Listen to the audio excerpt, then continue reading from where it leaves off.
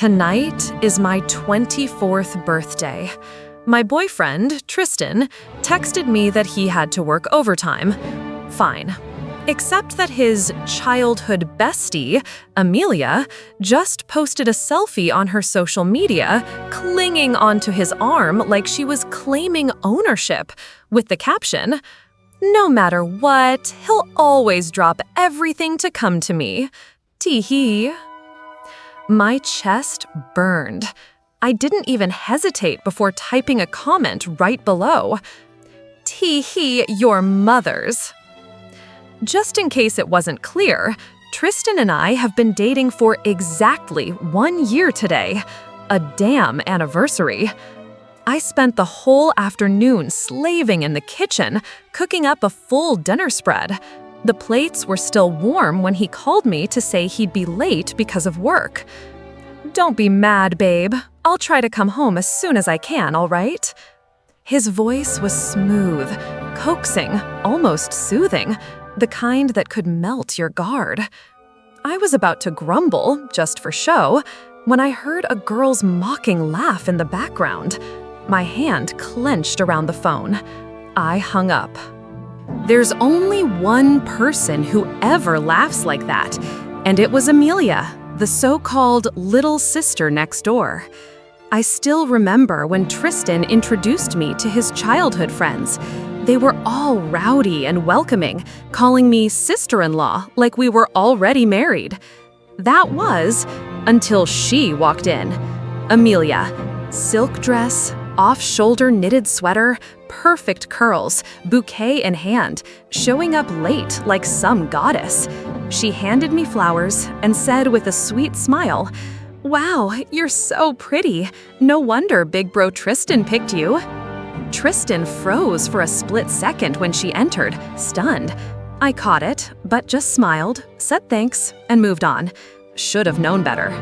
Since then, she rarely showed up, but every time she did, it was always something. At her graduation party, she literally asked Tristan to find her a company to intern at, in front of everyone. Now, with her posting that pic, I had a hunch. Was she interning at his company now? I rubbed my temples, opened WeChat, and tapped her pink cat avatar.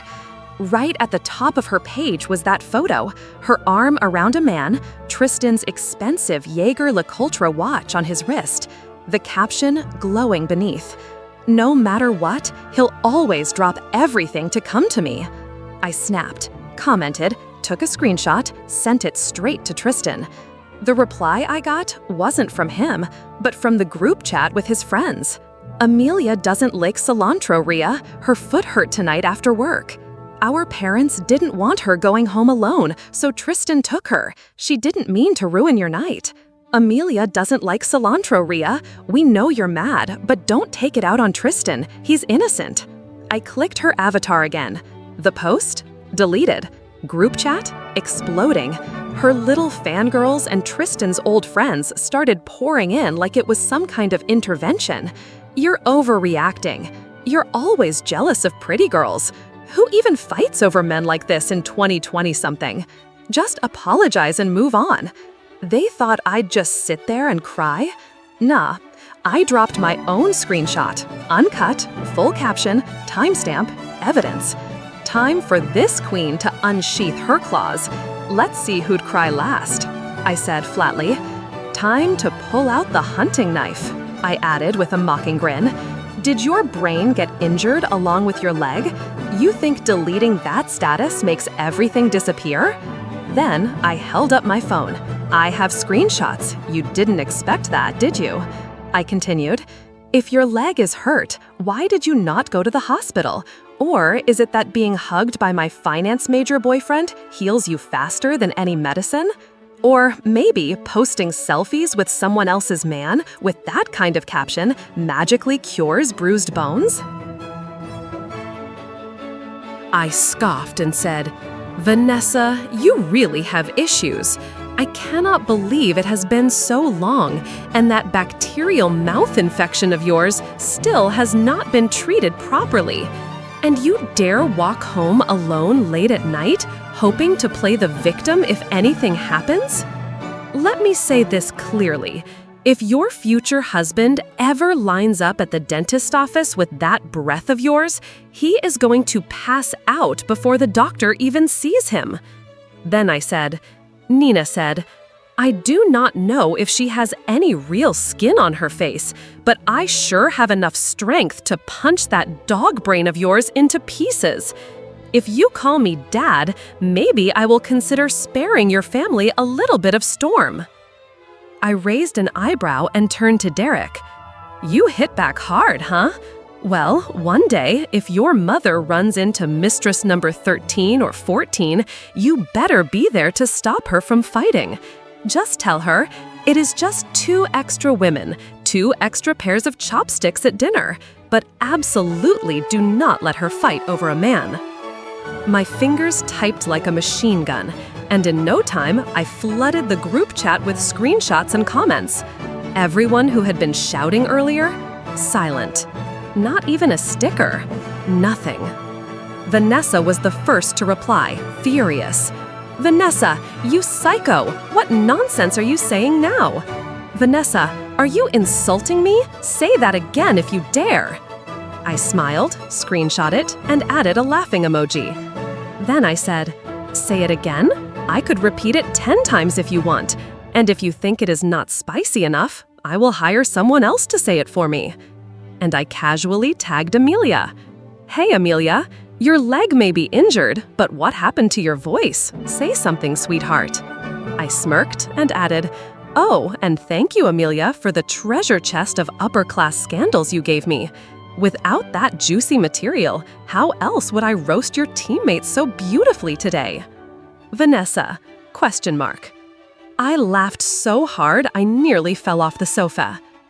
There was this one time, I borrowed Tristan's iPad and accidentally saw Amelia's messages to him. She talked about how the Tong family was constantly fighting over cheating scandals. Vanessa cried and screamed at her every day, and Amelia said she was so tired and mentally drained. At that time, Tristan was out of town on business. Amelia kept hinting that she wanted him to come back quickly, to eat with her, go to the movies, walk around, help her forget everything. I did not react back then. Why? Because Tristan rejected her directly. He told her he was planning a trip with me once he got back. She stopped replying after that. But guess what? She messaged me instead. Same story. Exactly the same. Only this time, she changed one little thing. Instead of saying she wanted to hang out with Tristan, she claimed the Tong brothers needed him urgently. I almost died laughing. What was this? A rescue mission for a cheating scandal? I did not agree. I did not decline. I just told her, why don't you go tell Tristan that yourself? Naturally, that whole drama went nowhere. I looked down at my phone and saw that Vanessa had already started grilling Amelia in the group chat. Perfect. I backed out quietly, ready to sit back and enjoy the fireworks. 1 second later, my phone rang. It was Tristan. Ria, he said, voice a little tired, you are misunderstanding things between Amelia and me. Can we talk? He paused for a second, as if surprised that I picked up so easily. Today is your birthday, he said, and also the 1-year anniversary of us dating. I actually ordered flowers and a cake this morning. I was planning to come home as soon as I got off work. But when Amelia came out of the elevator, her heel got caught in the gap. She is like a sister to me. She hurt her foot. How could I ignore that? I said nothing. He kept going. I was going to tell you about it, but Amelia said she did not want you to overthink. That is why I kept it from you. I am sorry, Ria. It was all my fault. He sounded so sincere, like a guilty schoolboy. I waited a moment, then asked him, did you see the picture I sent you? Tristan hesitated. Picture? What picture? I frowned. The group chat. Did you read the messages? Yes, he replied. Amelia could not climb the stairs, so I carried her up. She was holding my phone for me. I just now got it back. As if remembering something, he quickly added, she is inside the house now. I'm coming home right away, okay? Wait for me, baby Rhea." He hung up. I got up from the sofa and walked to the dinner table, ran my fingers across the dishes. Cold, every single one. When Tristan gets home, should I start by yelling at him or just flip the entire table? Honestly, I have always been a hard person to deal with. To put it nicely, I am a bit difficult. To put it truthfully, I was never that sweet to begin with. How Tristan and I even ended up together, it was like a joke from the gods, some kind of cosmic glitch in the dating algorithm. It all started last summer when I was interning at a company and waiting for a chance to go full-time. I was trying to impress my supervisor, so I got up an hour early every day and napped on the subway whenever I could. That day, like always, I got on the train and shuffled to the quietest corner I could find. Headphones in, music on, eyes half closed, ready to zone out. But just when I was about to fall asleep, the train car suddenly erupted in noise. I took one earbud out, curious. Apparently, it was about a seat dispute. Now, I am not usually one to poke my nose into other people's drama, but it had been over 10 minutes and the old lady was still going off like a loudspeaker. Her voice could break glass, probably somewhere around 800 decibels. It shot through the crowd and straight into my skull. At that point, this was not just noise, it was a full-blown assault on my last few brain cells. I stood up, pushed through the crowd, and walked right into the chaos. In less than 2 minutes, I got the whole story. A young guy had bought a ticket, sat down for barely half a second before the old lady literally yanked him up by the collar. She then sat down herself, looking completely unbothered, and even started scolding him for being selfish and disrespectful to his elders. The guy was fuming. He tried to argue back, but she drowned him in a flood of words. His face was red, his jaw clenched. I looked at him, then looked at the lady, hair like an exploded noodle cup, gripping 2 giant bags of eggs, and somehow still breathing fire. I stepped forward and gave the guy a little shove on the shoulder. "Excuse me, sir, do you not get how this works?" He spun around. His face was good-looking, but right now it was twisted in confusion and irritation. "No, it is not like that," he said. "It was her." I cut him off, eyes on the smug old woman. "She is in a hurry to reincarnate. Can you not give up your seat a little faster?" The proud expression on the old lady's face evaporated. The young guy stared at me, stunned. Someone behind me whispered, "Holy shit." I turned to the old lady. "You too, ma'am. It is barely spring, and you have already crawled out from underground? It is not even July yet. When you go back, make sure to cover yourself with more dirt. Unless it is an emergency, maybe stop haunting public transportation, yeah?" The old lady's eyes bulged. She pointed at me, hand shaking, voice trembling, and started yelling. Every single word was sharp and mean, repeating the same insult over and over. No manners, no education. I dug a finger in my ear and said, Yes, you are absolutely right. My family is busy working in the fields. We honestly have no time to teach me any manners. I smiled. Not like you, right? All it takes is one pair of chopsticks and a family reunion dinner, and suddenly you are the queen of morals. People around us burst out laughing. The young man was staring at me, mouth hanging open, like I had just grown wings. You dare curse me?" The old lady was furious. She stomped her feet, suddenly leapt up, and raised a hand like she was going to hit me. The young man immediately stepped in front of me, shielding me with his whole body. I blinked in surprise, then gently tapped his shoulder to let him know it was okay to relax. I pulled out my phone, held it up like a weapon, and waved it at her face. "Go ahead, hit me, I dare you. I will open the Dienchetti app right now." Then I tilted my head, scanning her from head to toe with gleaming eyes. "You look like you have a residency here. If I fall right now, I might just sue you for a whole new house." I stepped away from the young man and walked right up to the old woman with a face full of sincerity.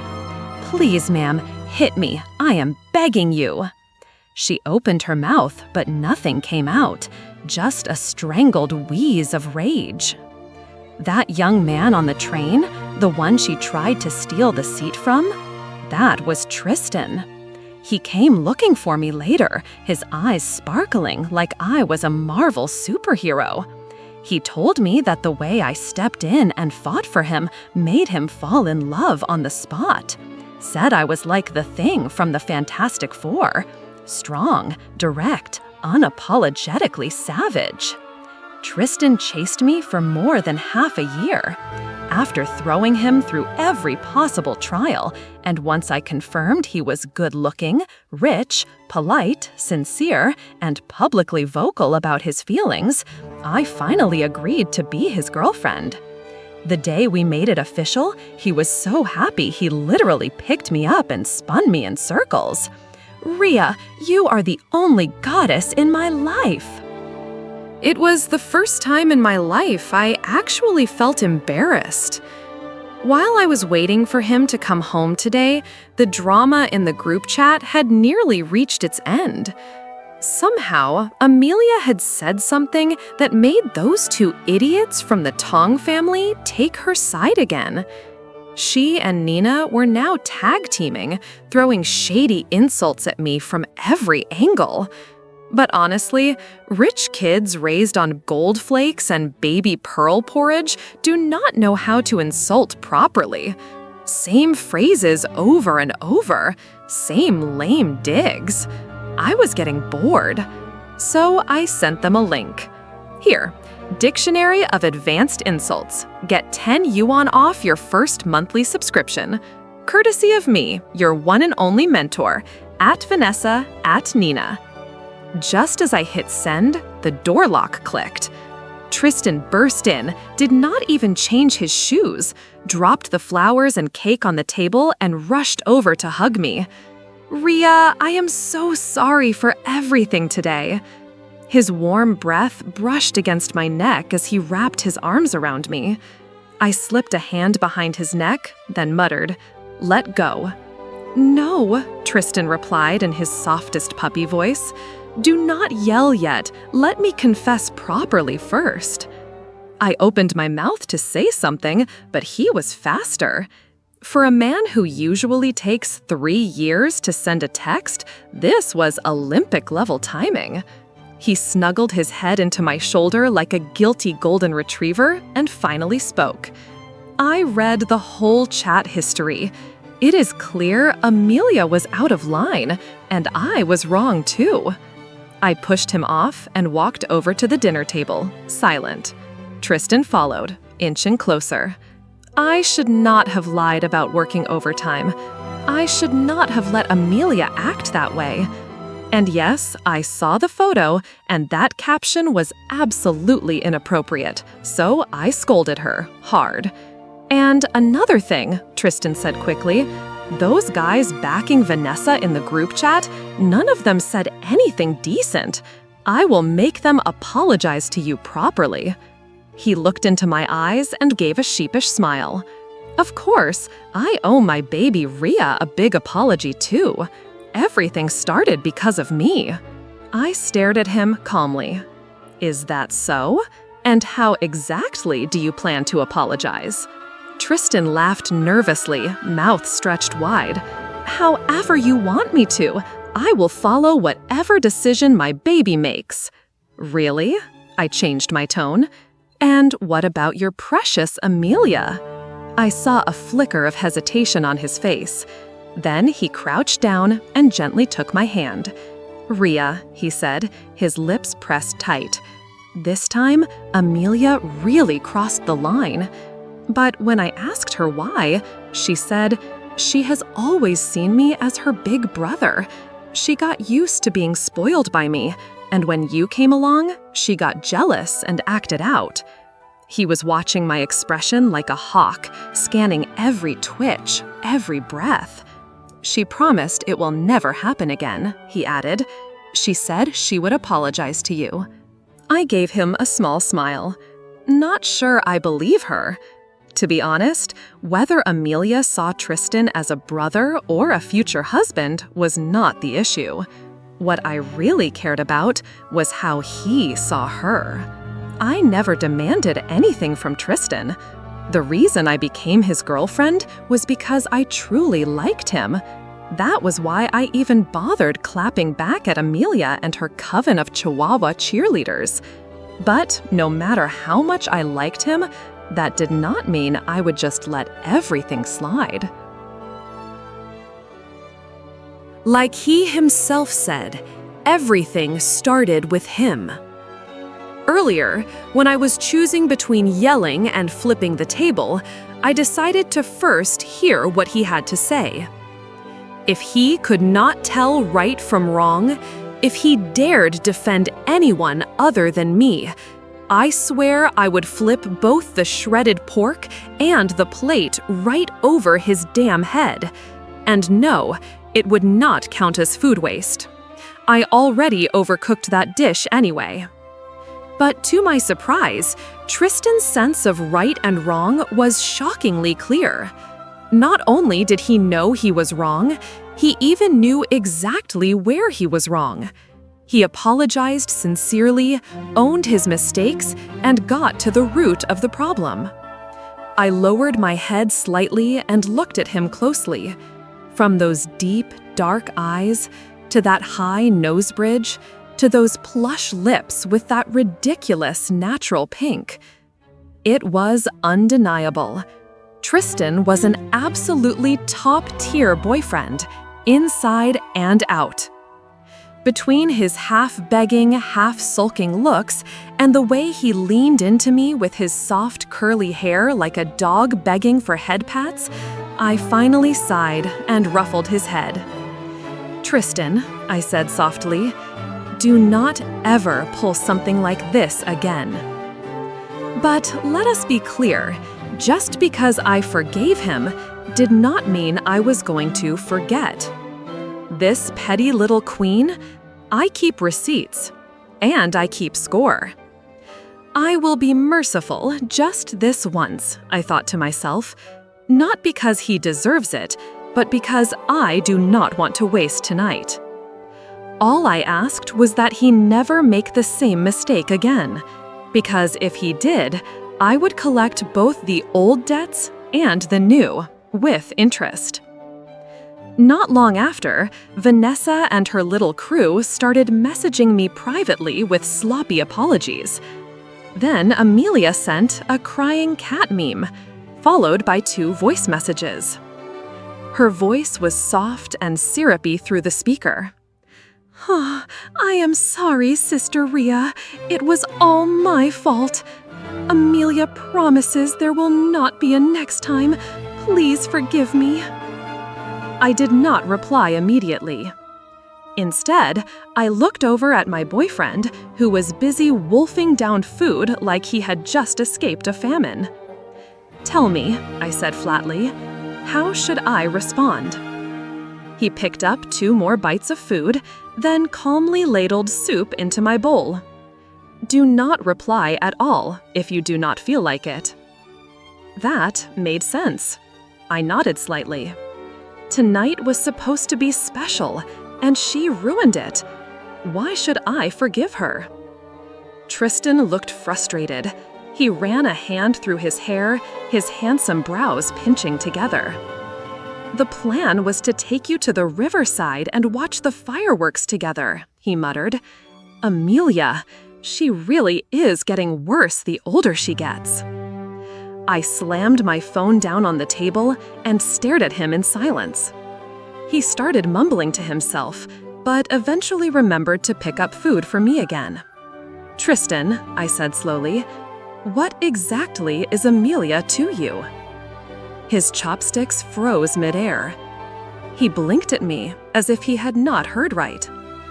I reached out, pressed his wrist down, and repeated, "To you, who is she?" Maybe he sensed how serious I was because Tristan finally sat up straight. "Rhea, do not overthink it. I do not have any romantic feelings for her." He looked like a nervous schoolboy called to the front of class. "I have always seen her as a younger sister. That is all. Just a sister." He put down his chopsticks and said firmly, "Only a sister." I stared at him for a few seconds, then finally looked away, picked up a piece of fish, and dropped it into his bowl. Tristan exhaled in relief, then scooted closer to me, beaming. "My baby Rhea is jealous again." I gently pushed his head aside with a smile, said nothing. The next day, Tristan made it up to me with a ridiculous amount of clothes and handbags, apology gifts, of course. And me? I did not say no. I accepted every single one. Amelia and her squad stopped stirring drama. The group chat was peaceful. Everyone laughed and chatted like nothing had ever happened. That night, I casually peeked into the group again. They were talking about travel, bars, and how the heir of the Chu family was finally coming back to the country. The heir of the Chu family? I had not even figured out who they meant when I got a message from Zachary. "Dad is sick. You should come visit him." There was even a hospital address and bed number attached. I stared at the message for half a minute before replying with one word. "Okay." At the hospital, I followed the directions to the intensive care unit.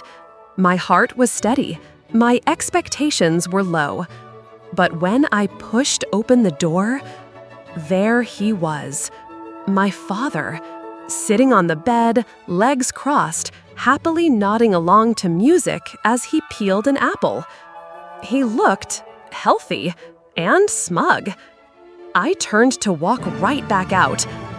"Rhea," he called out behind me. "Rhea, come here." His voice, already hoarse, cracked even more as he strained to stand up. He sounded genuinely anxious. I stopped, turned back. He was halfway out of bed, trying to catch up. "Do not move," I said coldly. "Zachary called me here. If you are not dying, then I am taking my silk dress and leaving." As soon as I said it, my father's face drooped. The corners of his eyes and mouth sagged with disappointment. That man, with his salt and pepper hair and stubborn pride, sank back against the headboard, clutching the apple tightly. "Rhea, my health really has not been good lately. Zachary is not lying." I remained expressionless. My father gave a dry chuckle, a pleading look on his face. "I have a CT scan soon. Will you come with me?" I walked out of the room. 15 minutes later, the door creaked open from the inside. He saw me sitting on the bench in the hallway. His cloudy eyes brightened immediately. I quickly looked away and asked, "Where is the CT room?" We wandered the hospital halls together, the awkward silence stretching from corner to corner. Before I knew it, it was evening. I ignored his attempts to talk and insisted on getting a taxi home for dinner. Zachary ran over to take over the shift and escort me downstairs. In the elevator, we stood side by side, silent. After a long pause, he finally spoke. "What did the doctor say?" I stared at the elevator numbers flashing on the panel. No results yet. When the elevator doors opened, he asked again, "How are things between you and that look guy?" I had never hidden my relationship with Tristan. I walked out first, hands in my pockets. Same as always. Zachary's sharp eyes stared ahead like a falcon. "Are you going to bring him home to meet the family anytime soon?" Why is this question so hard to answer? Truth was, I had no plans to introduce Tristan to my father. If I did bring anyone home, it would be to meet my mother. But if my mother came to his dreams to give him her opinion, that would be such a waste of a spiritual visit. I casually made up an excuse. Zachary did not press the topic. When I got home, Tristan was on the balcony, laughing quietly on the phone with someone. His voice was low, a mix of helplessness and sweetness. "You silly thing, of course I will not forget you." I froze in the doorway, halfway through changing my shoes. Frowned. When Tristan turned around after ending the call, he jumped in surprise. "Baby Rhea, when did you get home?" I put down my phone and looked up at him. He pushed the glass door open and walked toward me, practically wagging his tail. I smirked and patted his head out of habit. "Just got back." "Who were you calling?" He kept his charming smile, pulled me into a hug, and kissed me hard. "Not important." "Hee, baby, Valentine's Day is coming up." His voice carried that familiar puppy-like whine near the end of the sentence. Tristan was a master of romance. He remembered every holiday, every date, and always had gifts planned weeks in advance. The only funny thing? Every time he tried to surprise me, he ended up so clumsy he gave himself away. This time, he was probably asking someone for advice about a Valentine's gift. But the real question was, who exactly was he talking to?